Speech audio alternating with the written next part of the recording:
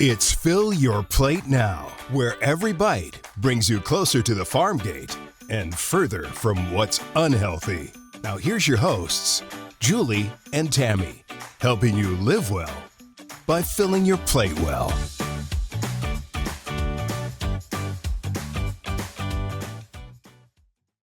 Welcome to another episode of Fill Your Plate Now. I'm Julie Murphy. And I'm Tammy Baker. And I am so excited about this episode. Yes, and in fact, I'm calling it Arizona Agriculture is an Economic Powerhouse.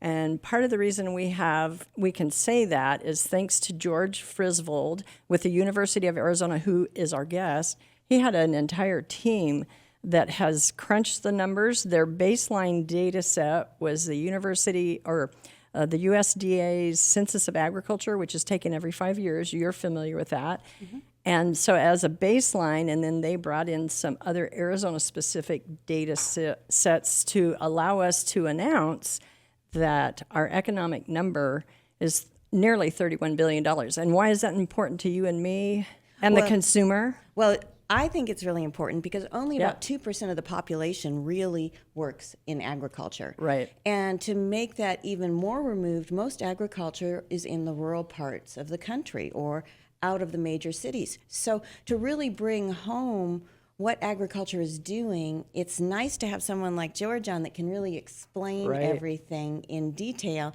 and really how much agriculture contributes. I know myself that dairy contributes in Arizona over $5 billion directly and indirectly over $10 billion.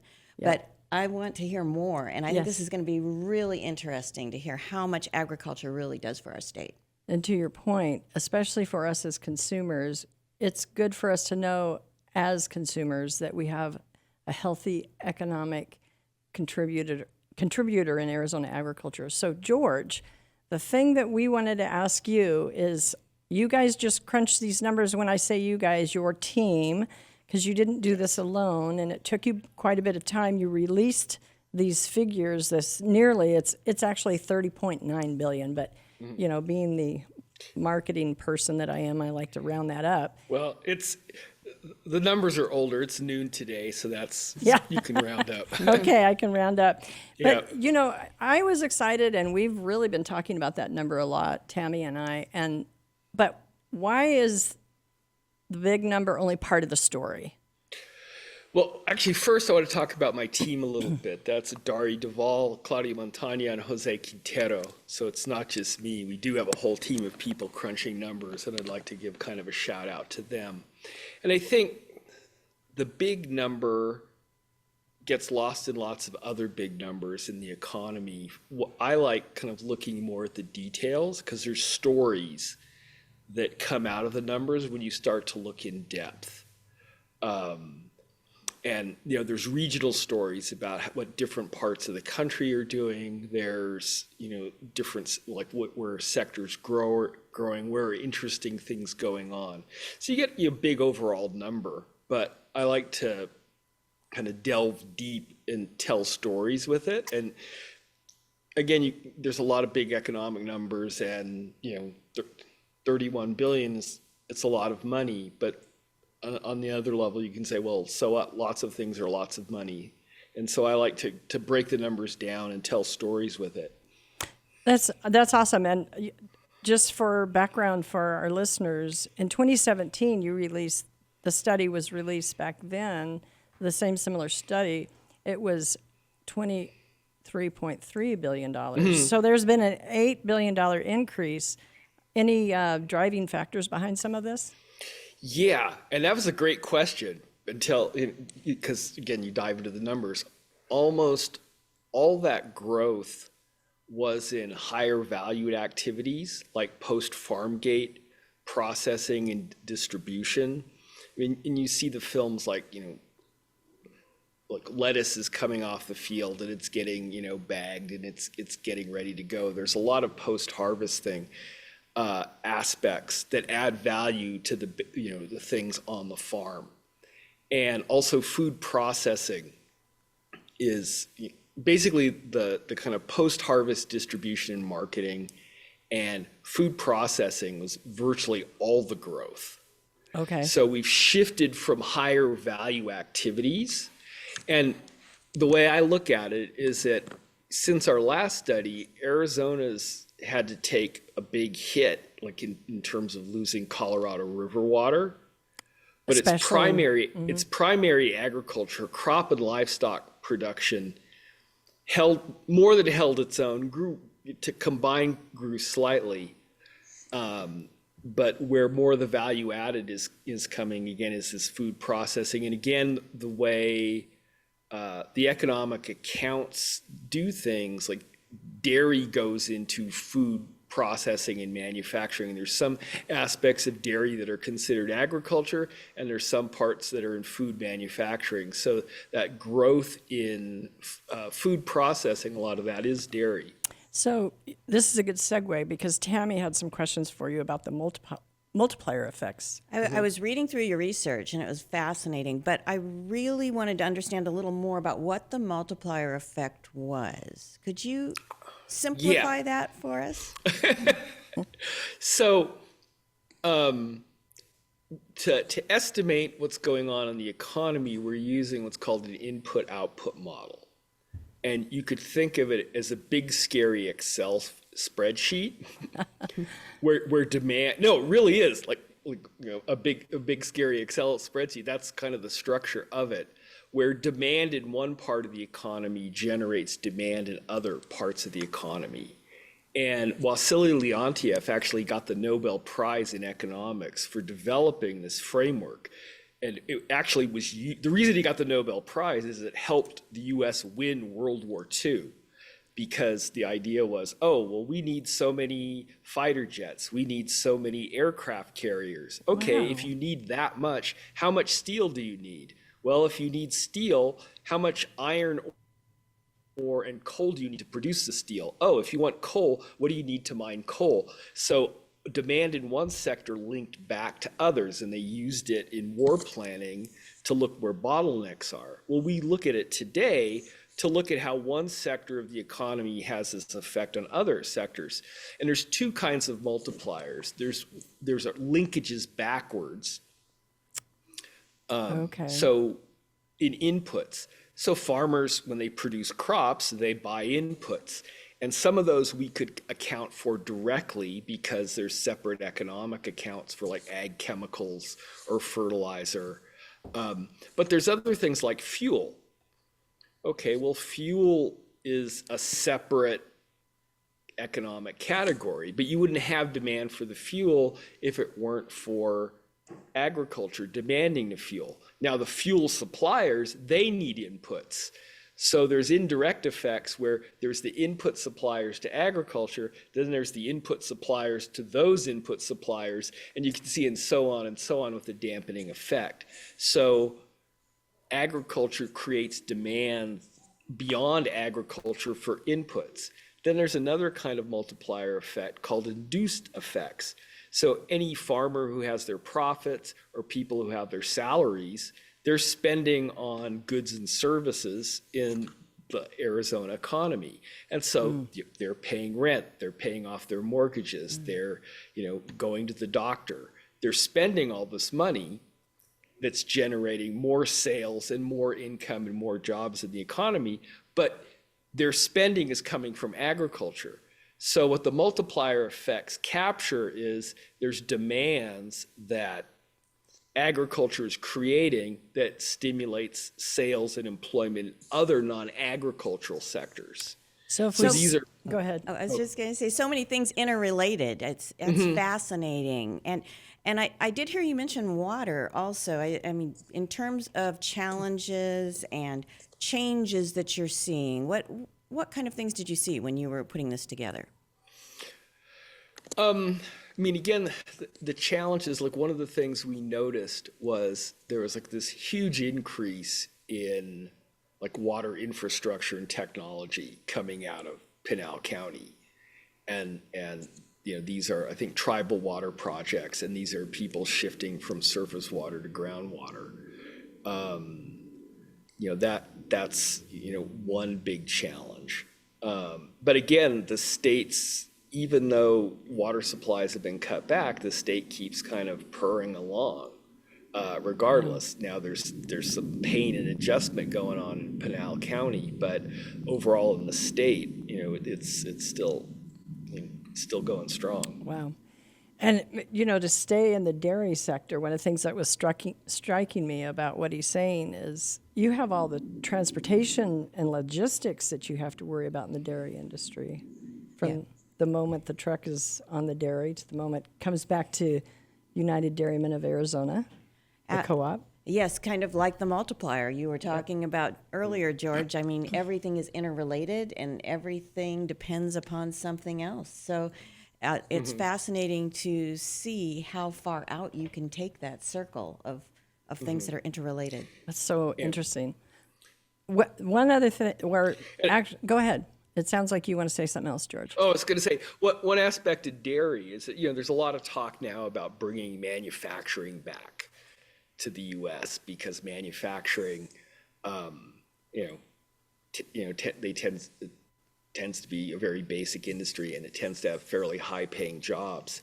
And actually, in Pinal County, dairy is, again, food manufacturing is considered part of manufacturing, and dairy is the single largest manufacturing sector in Pinal County.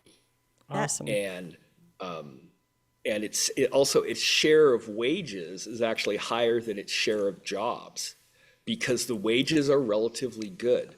So it's an industry that has good jobs.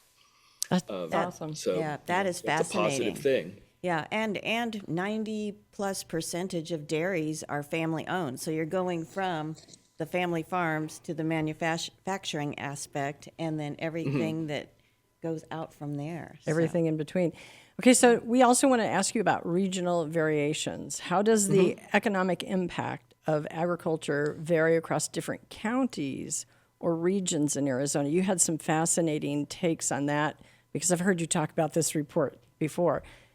Even, for example, between Yuma and Maricopa counties. Any highlights to that? Well, Yuma is just this vegetable powerhouse. There really is, very few counties like that. And the big three counties in Arizona are, Yuma and Pinal and Maricopa. And they're just the top in so many different categories that it's one of these things where every time I look at the numbers, I have to check them again because they kind of look too amazing to be true. And then I have to look back. Yeah, well, I'm just looking at, Yuma is the top 0.1% in vegetable sales, which means that they have, of all the counties in the U.S., they have more vegetable sales than 99.9% of the other counties. Wow. But then again, you don't think of Yuma being like a grain producing area, but they're in the top third in the nation among counties in grain. And they're in the top 3% in fruit. And, if you go to Maricopa County, they're, in terms of hay production, it's higher than 99.9% of the other counties. They're in the top 1% in vegetable and melons. Maricopa County is in the top 1% for milk, all crops. It's in the top 1% for greenhouse and nursery. Again, Pinal County is also in the top 1% of all counties in milk production. And they're in the top 1% of all animal products. They're in the top 1% for cotton. And again, stressing stressing that's across the country. And for perspective, there's over 2,000 counties in the United States, correct? Yeah. And so it's just, they're just the tip of the top in, so many things. I find it interesting, though. Maricopa County is like the hub of our population for the state, and for that to have such a high percentage It's amazing. Agriculture is amazing. Yes, It's this, Maricopa County it's like when you talk about Maricopa County, it's almost like talking about like a New England state. It's like talking about Connecticut. It's this huge urban center, but it's a huge ag area. But on that point, you brought out some interesting things to highlight, even our smaller rural counties, that they still fall into those very high percentages of their output in agriculture. Yes. When I was a graduate student, my advisor said, one of his advisors gave him this advice, and he sat me down. He goes, "This is the advice I'm giving you." And he goes, "Always look for the surprises." Because again, we could tell stories about Yuma is a powerhouse in vegetable production. Well, we kind of know that already. But in terms of vegetable production, Apache County's in the top 21% of all counties in the nation. Coconino County is in the top third. Gila County's even in the top half for milk production. And there's been, Navajo County is in the top 22% in vegetable production. You don't really think of those counties being significant in vegetable production because we're used to comparing them with, Yuma. And they're like, well, they're tiny. Well, everything's tiny compared to Yuma. But when you compare it with the rest of the United States, those northern Arizona states actually have quite impressive vegetable production. And that was the thing. I think there's interesting things going on with shifts to higher value production in tribal areas. So on that point, you have something that you mined when you were looking at George's study. Right. I was looking at the research on this, and one of the things that really surprised me is that about 56% of the ag producers, are Native American, and actually Arizona has the highest percentage of women agricultural producers at 48%, the highest in the U.S. And I thought those statistics were really surprising. Well, USDA has really changed how they track who's involved in agriculture. If you go back and look at old statistics, they would have here's the principal owner or the principal operator. And that would tend to be kind of like the old patriarch of the farm family. And they would be the only one counted as being involved in agriculture. And anybody who is involved in agriculture, these really are family operations. The vast majority of Arizona agriculture farms and ranches are family owned and family operated, but it really is family. So there's multiple people involved. And so when you're not just counting kind of that one patriarch who grabs a survey and says, I'm going to fill it out, but you ask everybody who's involved with actual production decisions, you see that it extends to the family. And of course, once you extend to the family, then, women's activity gets picked up when it wasn't once upon a time. And one of my USDA contacts had told me that they call it the Navajo effect because that's one of the largest tribes that's in farming, and that also means the patriarch, or it's not the patriarch that's counted as much as the matriarch in the Navajo culture. And one of the reasons why we have such a high population of females that are primary owners for their agriculture. It's a neat thing for us to share here in Arizona because it's so cultural, and I was glad that you had mined that data, Tammy, to ask about it.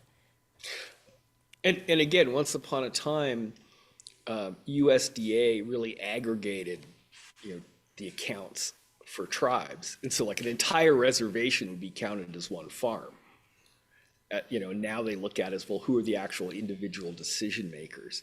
And again, the USDA now asks more questions about which decisions are you involved with. So you can actually, I haven't really looked into this yet, but I think there's interesting things for some grad student someday to kind of look at what different functions different people within the family are making in farm operations. That's interesting. And I was wondering too, when you extrapolate all this information and you pull it all together, do you see any predominant future trends and innovation coming out of this? Well, again, over time we've seen, Yuma just get more and more efficient, and they shifted the mix of crops. They have less field crops, more higher value veggie crops, which means you're getting more output, more value out of the water you're using. They've shifted when they produce, so there's less crop in the ground in the hot summer months, more is in the winter. And so they do laser leveling. It's kind of the newest technology. They're on it. So, Yuma is incredibly productive. In fact, I had done this other study. We were looking at water productivity or water footprint. Water footprint is a way to think about it is how much water does you need to produce certain things. And you can go online. It's like, well, here's how much water is used up in, I don't know, making a pizza or a car or something like that. But we did analysis looking at how much water you need to grow $1,000 worth of crops.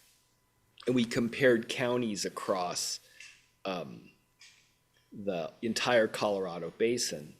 And the Arizona counties, especially the southern Arizona counties, had much lower water footprints than anywhere else in the Rio Grande, not the lower Colorado, the lower and upper Colorado basins. Yeah, and to me, that was a study that you did even before you finished this one. And again, bringing that up, I'm so glad you did, because most people don't realize that our water efficiency, we're using less to produce that $1,000 than so many others. And Julie, if you talk with journalists a lot, you kind of hear this popular story. It's like, why are we growing crops in the desert? I hear it almost every week. Yes. And it's like, well, because we like to eat vegetables in the winter is one answer. But the other answer, it's incredibly efficient. That the areas that, and again, journalists will focus on this because it's a number you can actually get at easily. It's like how much water per acre is used. And I don't think that's a particularly useful thing to look at, because the areas that have more water use per acre use less water per dollar. Okay. Very interesting. And looking at water per dollar, or another, you could flip that around, right?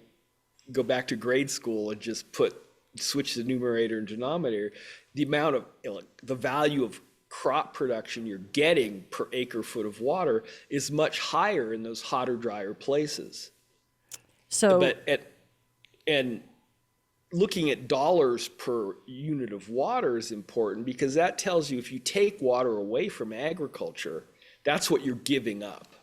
And it makes so much more sense, because again, it shows Arizona agriculture as an economic powerhouse, and we as consumers need to know that, and we need to be able to, kind of reference some of these points, because it also makes our food purchase a little bit more economical if we're producing abundance. But since you've mentioned water a bunch, considering, and maybe this question is only obvious, but considering Arizona's water challenges, how does agriculture's water use influence its economic viability and sustainability? You kind of compared it against that $1,000 of output, but what are some of the other issues with sustainability? I know Tammy talks about this a lot with what she does with the Arizona milk producers, so that's a good thing for us to be able to take away if you have some insights for us. Well, again, if right now there's going to be discussions over the next few years about how to share cutbacks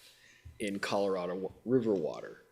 And the analysis we did suggests that if you're taking water away from Arizona, especially southern Arizona and central Arizona, that's the most expensive way in terms of giving up crop production. That you're going to, there are other parts of the Colorado Basin where, it's, you're giving up relatively little if they give up their water. But if you ask like Yuma to give up their water, the costs are very, very high.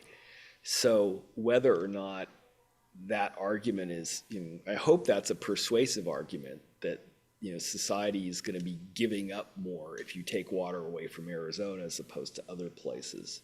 That's a very good point, because economically for the consumer, having such a powerhouse of agriculture here gives us fresh produce at a reduced cost, as well as dairy at a more reasonable cost than in some parts of the country. And also it translates into more health benefits as well, because you're not taking something from halfway across the world and shipping it in where nutrients could be lost. You're getting like the freshest, the healthiest products available at the most reasonable cost. So it benefits the entire food chain. It does. And in thinking, again, if we think about like dollar value per acre foot of water used, and again, that like alfalfa gets vilified, right? Why do you grow alfalfa? It uses so much water per acre. Again, if you look at it per value, that acre foot of water, and again, we're not eating alfalfa. We're eating dairy products, which are, a relatively high value product. So then rather than looking at how much water is used per acre for alfalfa, I think it makes more sense. It's like, what's the value of dairy production per acre foot is a better way to look at it. And of course, dairy recycles water 5 or 6 times before it goes into the ground. So they try to be as economical as they can with their water usage. And it ties back to that sustainability. Yes. The whole issue of water sustainability. What's the economic impact? Farmers today can't afford to be wasteful. No. Especially when we're talking numbers. We also like to talk about economic challenges and opportunities, George. What are the primary economic challenges facing Arizona's agriculture sector, and how might they be addressed? Or is that too deep for a few minutes here on Fill Your Plate Now? Well, I think, water is going to be a challenge. There's going to be, there's kind of 2 sets of issues. The areas that have been historically relying on surface water, there's going to be an adjustment. The areas that have historically relied on groundwater, they're facing, issues about how we are going to manage our rural groundwater collectively. There were a lot of different competing proposals getting thrown out over the last legislative session last year. Looked like there was some movement toward a kind of consensus, but it kind of fell apart. It would be nice to see that actually come to fruition, so we have kind of an acceptable way to manage groundwater collectively. Another challenge is going to be labor supply. Again, Arizona is in a much better position than other parts of the country. Again, because in Yuma, you've got people who are legally coming across the border, working in Arizona, and coming back across the border at night. And so we have this available labor supply that other places don't. And that puts us actually at an advantage as long as that system is working. So right now, that's a strength and advantage. It's more than a challenge. I think other parts of the country are going to have more difficult times in the coming years. One of my favorite quotes that you just recently came up with: alfalfa is the local food of the local food, meaning that dairy, cattle, and beef, they lean very heavily. That's a core component of the food diet that our dairy farmers put together. So it is the local food of the local food. Yeah. Well, if you look at dairy cattle numbers, historically dairy products are close to big centers of population because dairy products, especially fluid milk, it's bulky and it's expensive to move. So ideally you would like dairies relatively close to large populations. And if you look at a graph of the population of Metro Phoenix growing over time, and if you look at a graph of the cows going up over time, it matches pretty well, because it's the cows are where the people are. And then the USDA has these maps. It's like each map, there'll be a dot on a map across the US, and each dot will represent like so many cows. And again, there's like these little, it's all white. You see these little blue dots like around, the outside the metro areas of Arizona. And then they have another map where it's alfalfa production, and there's these little blue dots about that represent so many acres of alfalfa. And so it's like you look, and sure enough, it's like, well, the cows are where the people are, and the alfalfa is where the cows are. And the vast bulk, I mean, we get questions all the time about, exporting of alfalfa and how much is going overseas and how much water is embodied in that. And the vast, vast majority of our alfalfa is going to local cows. And then the vast, vast majority of, of stuff is being, processed here in Arizona. So you really see it all kind of staying close to home. And so again, you get these kind of two contradictory things where, again, people kind of vilify alfalfa, but at the same time, there's this big push for local foods. And again, dairy is a classic example of local foods. A while back, we did this other study of looking at, USDA has a farm to school database. So looking at what local production is going into schools. So like how much, and because USDA was interested in looking at, well, how much food in schools is coming from local production. In Arizona, the sector that was providing the most local foods to local schools was dairy. Awesome. Yeah, we're very fortunate to have such a nice climate to be able to grow all of the crops and to have enough dairy in our area to really provide for most of the state and keep everything local, because it's supporting our economy and it's keeping our prices down.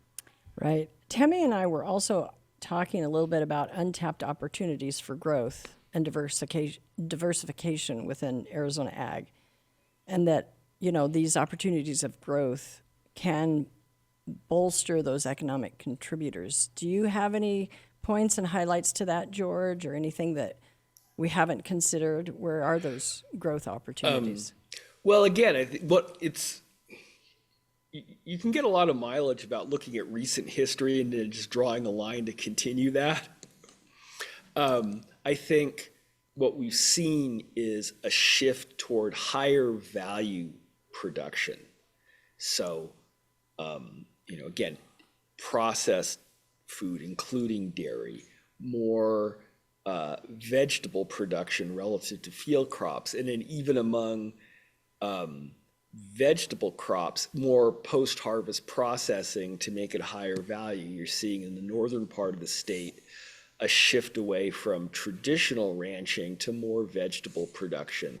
So again, when you go to the grocery store, for every dollar you spend at the grocery store, farmers are getting like 19 cents. There's all that value, that leaves the farm gate. And so Arizona is capturing more and more of that. I think historically, in terms of food processing, Arizona was kind of punching below its weight. It could do more. And so I think that's an area where we're going to see growth. Tammy, what have we not asked them? I know we could keep you on for another hour, and I kept skipping over some of the questions because I wanted to, give us time to get the big questions. But what's your take on some of the things that he said, Tammy? I would say it's telling me that Arizona is a powerhouse as far as agriculture goes, even though we don't see it every day. But I also think that, it is keeping our prices down. It's keeping our food, nutrient dense, more so than if we had to bring it in from a long distance. And we've talked before about shopping the perimeter of the store. Much of the perimeter of the store is local produce, local dairy, and it's less processed than many of the other foods. I guess I would throw it back to George, though, and say, did we miss anything? Is there anything that you would like to conclude with? Well, again, Arizona's going to face challenges with labor availability. They're going to face challenges with trade disputes. They're going to face challenges with water. So far we've been doing okay. Those challenges aren't going to go away, but Arizona farmers and ranchers have been incredibly innovative and adaptive. So I expect that to continue. George, this has been fascinating. It always is when I listen to you, and just be prepared. We'll probably bring you on again and ask you again, because we're going to, we eventually are going to be weekly on the show, but our Fill Your Plate now is an effort for us to connect the consumer with it from the farm gate to the plate. And there's so many important things that we need to know about agriculture. And you're the University of Arizona economic professor to tell us about that. One thing that I do want to wrap up with, and it goes back to some of the things you said earlier, George, about what we see in Yuma. That cannot just, during the winter, it really cannot be picked up and planted somewhere else, to use that metaphor, and replicated. And now California takes care of us on a large scale with our produce in the summer, but in the winter, the available labor, the soil, the climate, the infrastructure, and what am I missing, George? There's about 5 things that can't be replicated in the Midwest. So that's why it's important for us to keep agriculture in Arizona. No, that's the thing. When you look at these numbers, there really is no place in the U.S. like Yuma at all. And if you lost that, it isn't like, that's just going to pop up someplace else. You're absolutely right. There isn't any place to substitute. And the thing that, you hear all the time about like winter vegetables. Well, when I first started hearing winter vegetables, I literally thought of like a 3-month winter, right? The winter months. But when we say winter vegetables, we're really talking about, some people will say from Thanksgiving to Easter, but it's really longer than that. It's like from Veterans Day to the end of April. Wow. Is what we call winter. And when it's interesting, when you look at shipments of, let's say, lettuce coming out of, anywhere, in the winter months, it's Yuma and to a lesser extent, Imperial and Coachella Valley. And then that shuts off, and then Salinas Valley picks up. And again, you go to the store every single week, and there's always lettuce there. It always looks beautiful. It always looks great, right? And the price is pretty much always stable. And we're spoiled because to make that happen, you have things ramping up in Yuma and ramping down in Salinas. And then when it gets hot, things ramp down in Yuma and they ramp up in Salinas. And consumers are spoiled because we don't know all the logistic effort needed to make that work smoothly. That is very well put. That is very well put. And Julie, you told me that George was an economist and he was fascinating. And I said, an economist? Fascinating? But she was absolutely right, George. Really, really amazing information. And I know we've filled our audience's mind with all kinds of information. So in turn, they can fill their plate with healthy economic options. Yes, and know that we're doing a great job in Arizona agriculture to keep us all fed. On that note, George, thank you for joining us. We'll have you on again, promises to that. And we need to release you to go to your next event. But Tammy, this has been fun. This has been great, and thank you so much, George. We really appreciate it. Okay, thank you. It's been a pleasure. Bye-bye.